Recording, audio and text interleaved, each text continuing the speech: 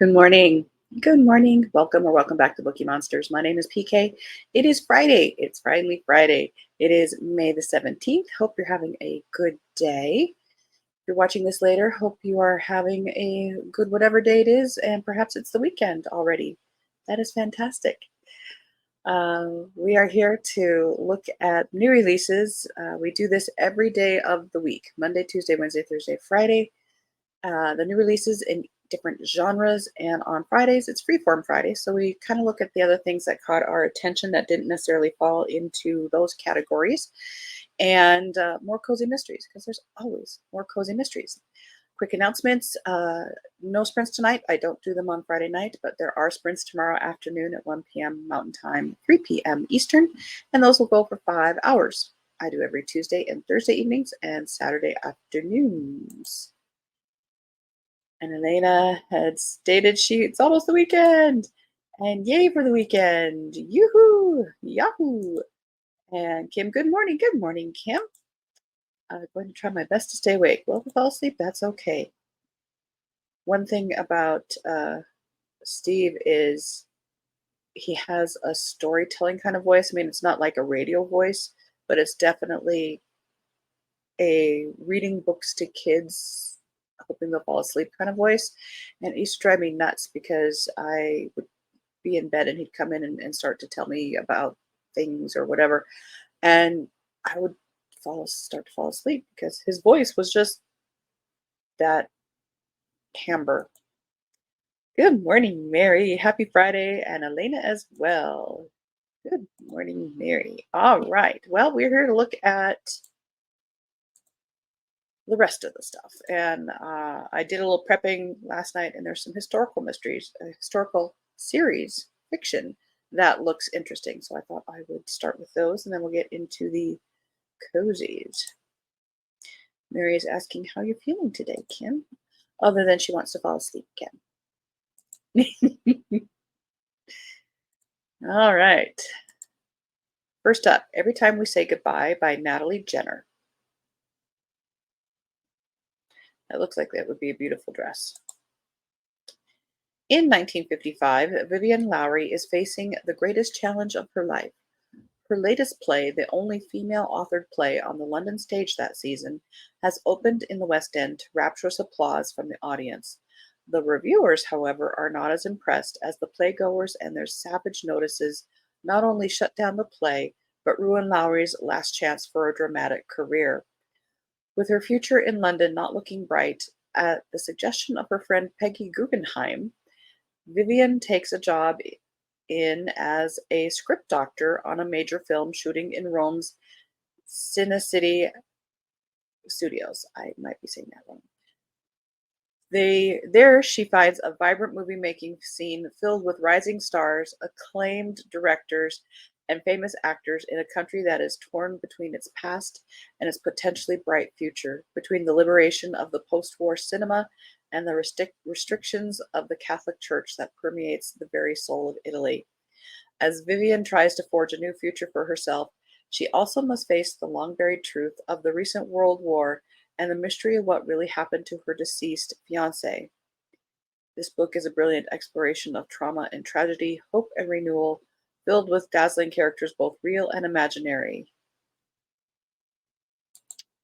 Oh, I thought that sounded very interesting. The 50s were an interesting time.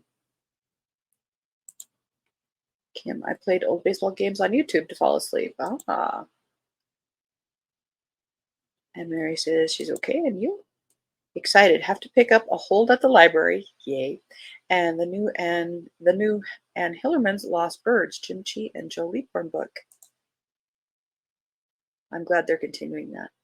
Mary, I'm doing good, thanks. Getting ready to go to a bead show tomorrow, so I'm excited, although I have to be a good girl and not buy too much. The temptation is real. I'm thinking about hitting some yard sales tomorrow. Oh, both those things sound very fun. Next up, The Hedge Witch by Colleen Delaney, first in The Witches of Star Island. A Beltane spell reveals a prophecy that will change their lives. So this is seasonal. Uh, Laurel Bay is the third of five witchy sisters living a sweet life on Star Island. She runs a tarot reading business, depends on her sisters to pay her bills, and spends her free time jumping into the hedge world, a realm few witches can access. But when a great love from a past life comes to her, Laurel is blinded by her need to find him. She throws all caution to the wind and ends up stalked by a vengeful witch she can't remember. Owen Davies is stuck. His powers as a son of a witch are minimal. He's surrounded by morally gray water witches, and he's aching to find his soulmate, so much so that he has a storage unit full of furniture he's built for the mysterious woman. Then a fateful vacation lands him in Laurel's garden, and their paths are finally intertwined. With witches after Laurel's powers and buried secrets unearthed, the circumstances begin to mirror their heartbreaking past life. But this time around, Laurel and Owen refuse to be separated, not by time, not by a witch, not by death. Interesting elements, but it's under 300 pages. I would think you could do twice that. Anyway,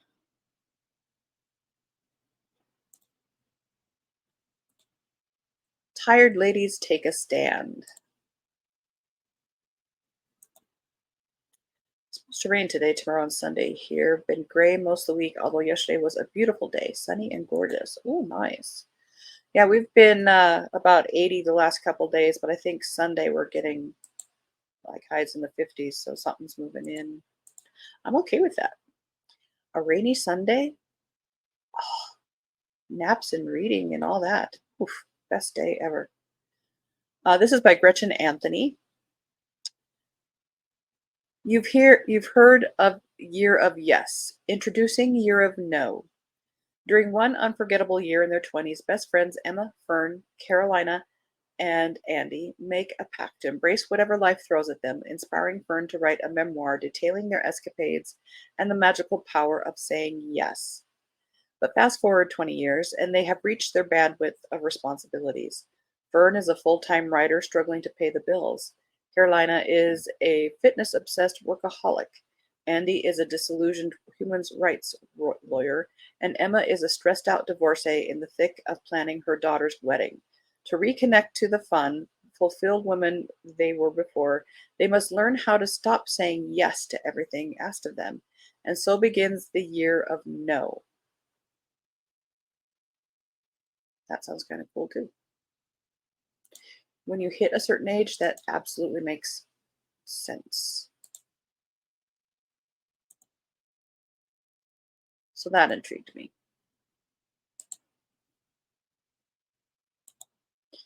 Kim says we've gotten a lot of rain lately. Oh, here we always need it. The snowpack in the mountains helps for sure, but by about July and August, when we're in the 90s and hundreds, and you know the farmers and all that stuff around here, that's like we need water, and of course, always a threat of fires, always. Tomorrow is for the Brave by Kelly Bowen. Based on true events, is a gripping World War II page turner about a courageous woman who risks it all for what is right. 1939 France. Lavish parties, fast cars, and a closet full of the latest fashion. To the average eye, socialite Violet St. Croix seemingly has it all, but what she really wants is a life full of meaning and purpose. So when France falls to Germany, Violet defies her parents' wishes and joins the war effort. With her impeccable skill for driving under pressure, she is soon sent to North Africa excuse me, to shepherd French Foreign Legion officers carrying valuable intelligence through dangerous territory.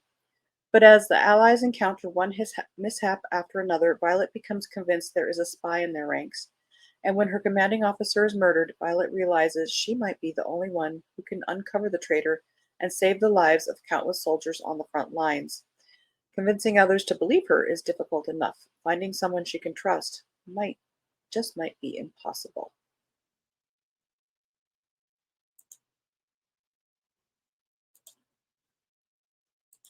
Must be in the mood for historical fiction because those are all sounding kind of good, or just fiction in general.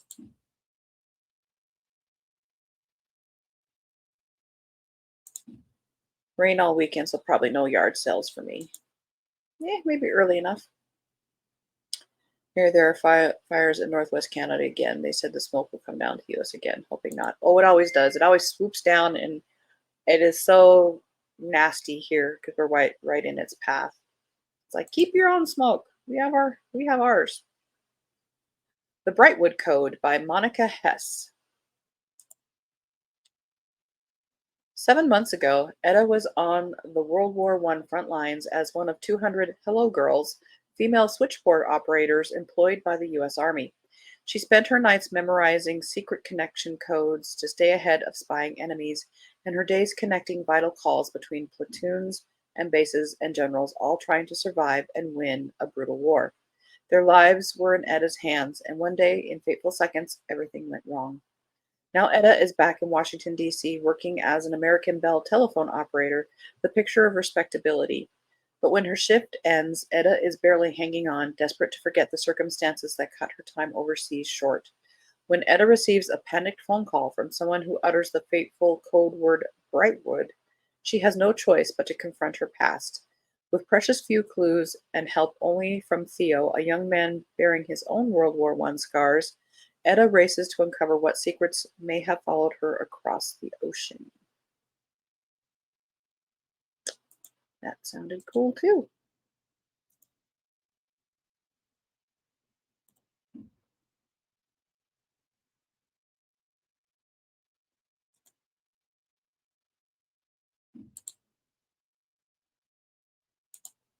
Good morning, Deborah. Wild weather down here. Uh-oh. That doesn't sound good. It's just nice to see you. I'm going to take this moment to grab some coffee. Just a minute.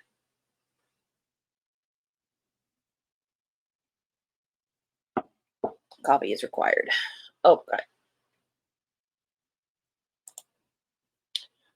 You all have been having wild weather lately down your way. Heavy rains, tornadoes, hail, wind. Please stay safe. Absolutely. Please stay safe. All Fours by Miranda July.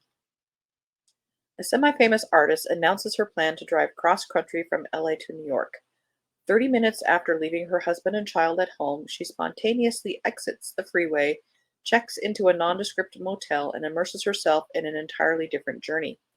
Miranda July's second novel confirms the brilliance of her unique approach to fiction. With July's wry voice, perfect comic timing, unabashed curiosity about human intimacy, and palpable delight in pushing boundaries, this book tells the story of one woman's quest for a new kind of freedom. Part absurd entertainment, part tender reinvention of the sexual, romantic, and domestic life of a 45-year-old female artist, this book transcends expectation while excavating our beliefs about life lived as a woman. Okay.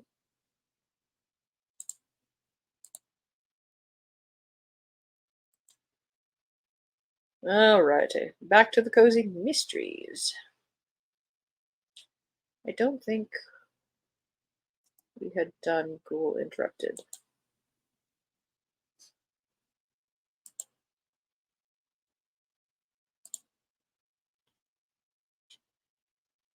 These I've not prepped, so I'm going to be checking dates and so forth.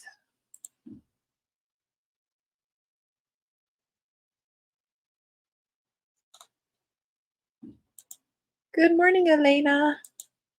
How am I? I'm doing well. I'm very glad it's Friday. And you're doing great. Oh, I'm always glad to hear that. Mary said, I watch the weather down your way since my daughter lives in Pensacola. Yeah, keep an eye on that. We were lucky, says Deborah, at my house, even your garden was spared. Woohoo.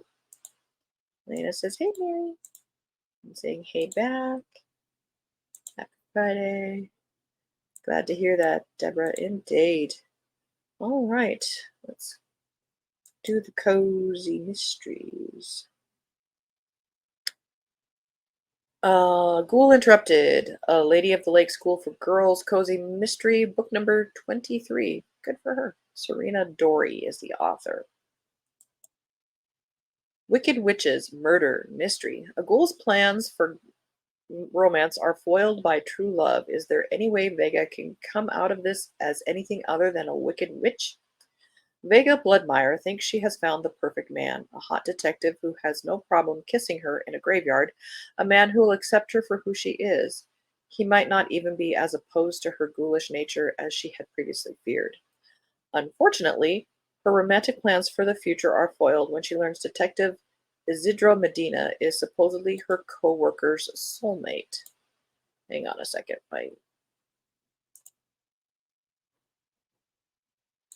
My brightness suddenly went not bright.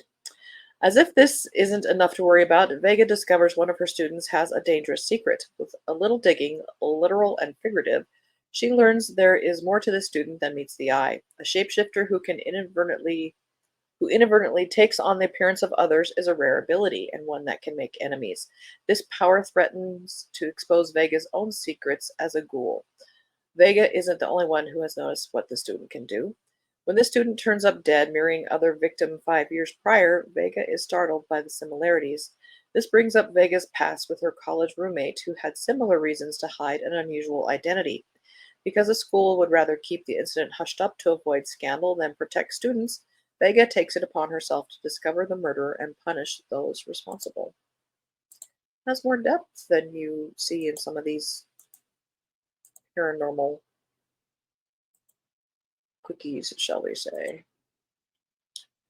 An eclipse of evidence.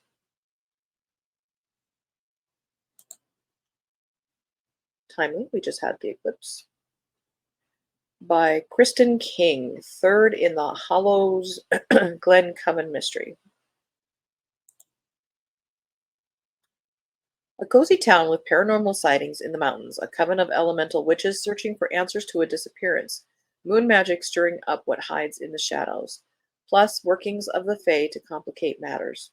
The lunar eclipse brings the strange disappearance of a close family friend and the discovery of a dead body on her property to complicate matters. With a lack of evidence, but many around town seeming guilty, the coven must unravel the complicated web of deception that hides under the surface. While piecing together the clues before the Lunar New Year, the girls soon find deep connections to the unusual happenings around town. Will they reveal dangerous ulterior motives before it's too late? Perhaps.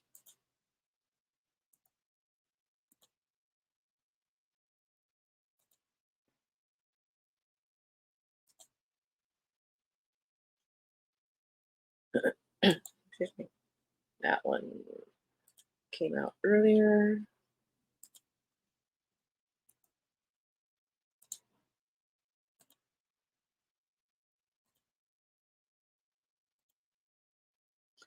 Pirates of the Caribbean Cruise, book number 8 in the Cruising Through Midlife series by Addison Moore.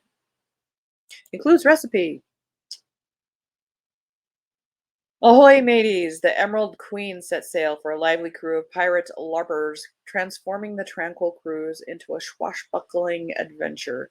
But as the ship navigates balmy Caribbean waters, the line between friendly role-playing and deadly reality blurs.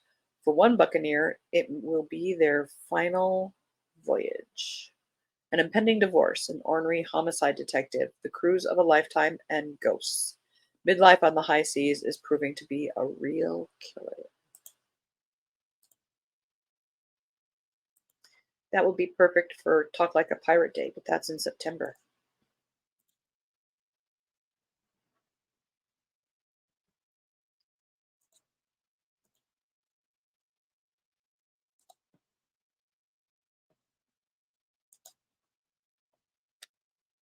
Claws on the Bayou, a paranormal cozy mystery, cozy New Orleans book number 2 by Corinne Winters.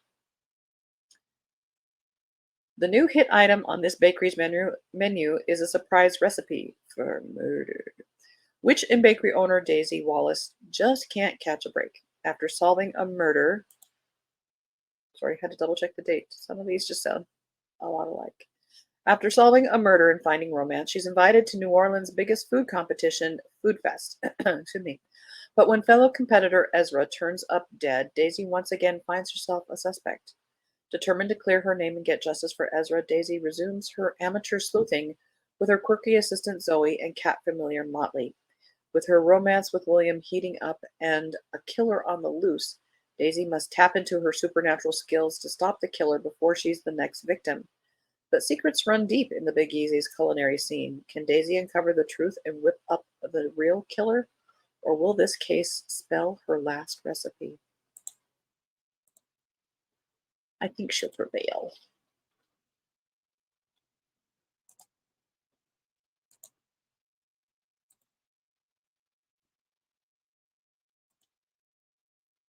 18 pages. That is a short story. Oop.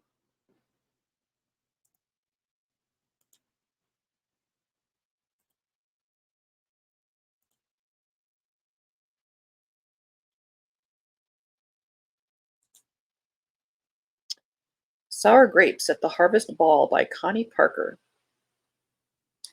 Sid is having nightmares after her ordeal with Dmitri Costanza. Her divorce from Artie is now final. When she goes by his house to leave his copy, Gladys opens the door wearing a slinky gown, claiming Artie is in the shower, and he asked Gladys to take the papers. Gladys insisted he wanted the proof of the divorce to move on with her. Sid is irate and blocks his calls. She runs into Michael Haverty at Topper's and invites him to be her date for the harvest ball.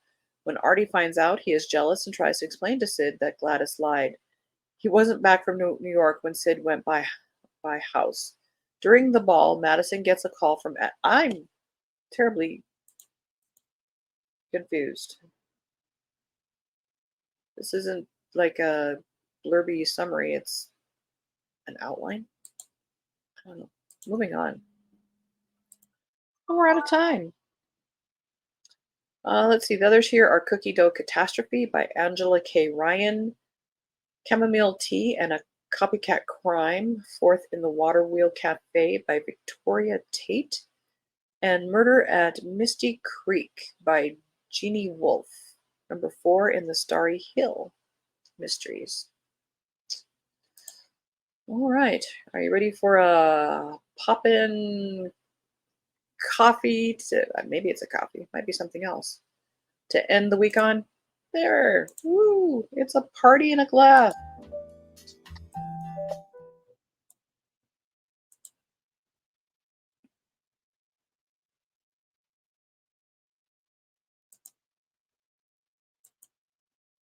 All right. I'll see you tomorrow, Lena. Have a good day. Oh, you betcha. Mary says, thanks so much and great to see you all here today. Have a great weekend, everybody. Indeed, you too. Kim, see you tomorrow. Oh, thank you very much, guys. Appreciate it. Kim, you stayed awake. Good job. All right. So next week we'll look at the new releases that are being set into the wild next week. And we'll start with Cozy Mysteries again on the Monday. But we'll look at all the books all next week. And again, no sprints tonight, but we will have them tomorrow afternoon at 1 p.m. Mountain Time, 3 p.m. Eastern. Doris and Bayal. Thank you. Yep. All right, guys. Thank you. Thank you so much. Have a good Friday. Have a good weekend if I don't see you. And as the banner says here, don't be a bookworm, be a bookie monster. Om nom nom. Have a good day. God bless.